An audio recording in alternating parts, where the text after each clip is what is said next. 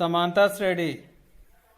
समानता श्रेणी संख्याओं की एक ऐसी सूची है जिसमें पद पहले पद को छोड़कर अपने पद में एक निश्चित संख्या जोड़ करके प्राप्त की जाती है।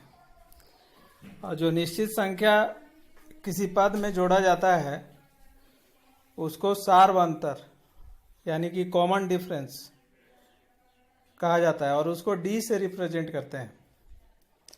एग्जाम्पल के लिए यहाँ पर एक संख्याओं का अनुक्रम है 2, 4, 6, 8, 10, 12। यहाँ अगर हम बात करें तो बहुत से पद हैं। पहला पद 2, दूसरा पद 4, तीसरा पद 6, चौथा पद 8, पांचवा पद 10 और छठा पद 12।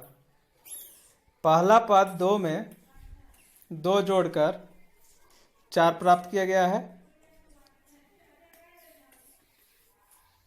और दूसरा पद में 2 जोड़कर 6 प्राप्त किया गया है। इसी तरह से चौथा, पांचवा और छठा पद भी प्राप्त किए गए हैं।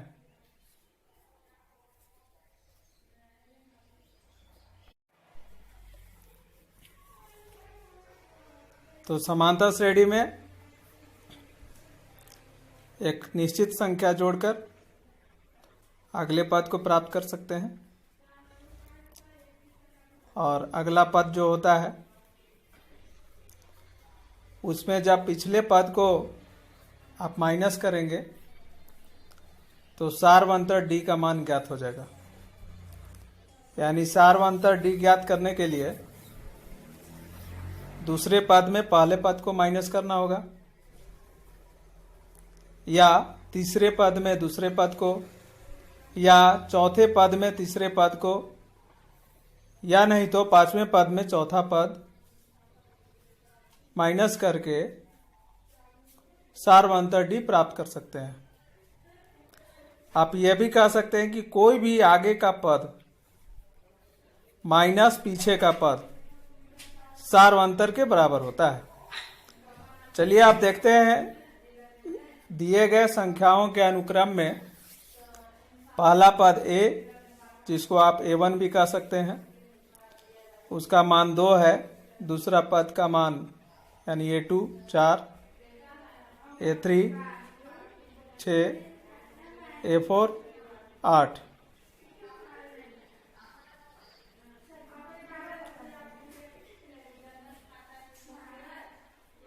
यहाँ ध्यान देने वाली बात यह है कि पहला पद को a1 या a दोनों से रिप्रेजेंट किया जा सकता है और पहला पद और सार्वंतर d दिया हुआ हो तो हम कोई भी पद निकाल सकते हैं। इसी तरीके से d निकालने के लिए फॉर्मूला हो सकता है a2 माइनस a या नहीं तो a3 माइनस a2 या नहीं तो a4 माइनस a3 या फिर a5 माइनस a4। यदि दिए गए संख्याओं का अनुक्रम AP में होगा तो प्रत्येक स्थिति में d का मान एक ही आता है। इसीलिए इसको कॉमन डिफरेंस यानी कि सार्वंतर कहा जाता है। और अगर d का मान एक समान ना आए तो निश्चित रूप से दिया गया संख्याओं का अनुक्रम AP में नहीं होता है।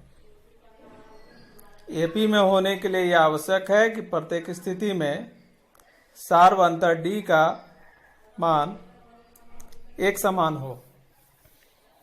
एक बार फिर से बता दें कि कोई भी अगले टर्म में से पिछले टर्म को माइनस करेंगे तो हमको सार्वंतर प्राप्त हो जाएगा। लेकिन ध्यान देने वाली बात यह होगी कि दोनों टर्म क्रमानुसार होंगे। तो कोई भी फॉर्मूला हम लगा सकते हैं डी निकालने के लिए। अब आइए हम ये देखते हैं कि nवां टर्म कैसे ज्ञात करते हैं। आप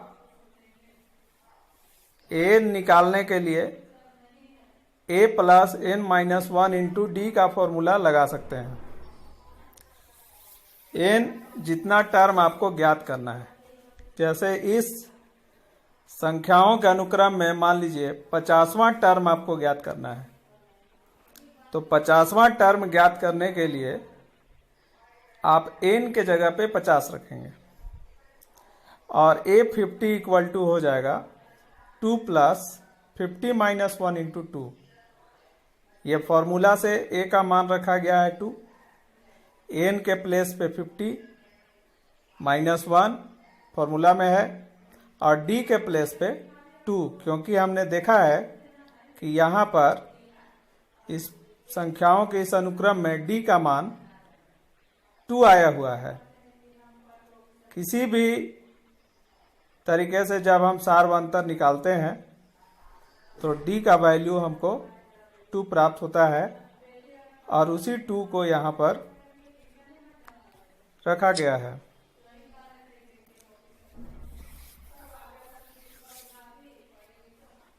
और जब d का वैल्यू 2 हो जाएगा तो हम d के जगह में 2 रख देंगे, यानी a50 बराबर 2 प्लस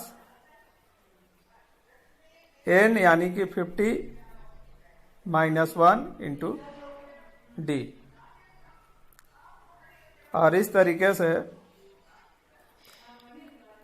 किसी भी एपी का हम जितना चाहें उतना टर्म, मतलब जितना जौन सा टर्म हम निकालना चाहें, जौन सा पद निकालना चाहें, 50वां पद या 1000वां पद या 500वां पद, वो आप इस तरीके से n बराबर a plus n minus 1 into D से निकाल सकते हैं। एक और बात है कि कोई भी टर्म निकालने के लिए जैसे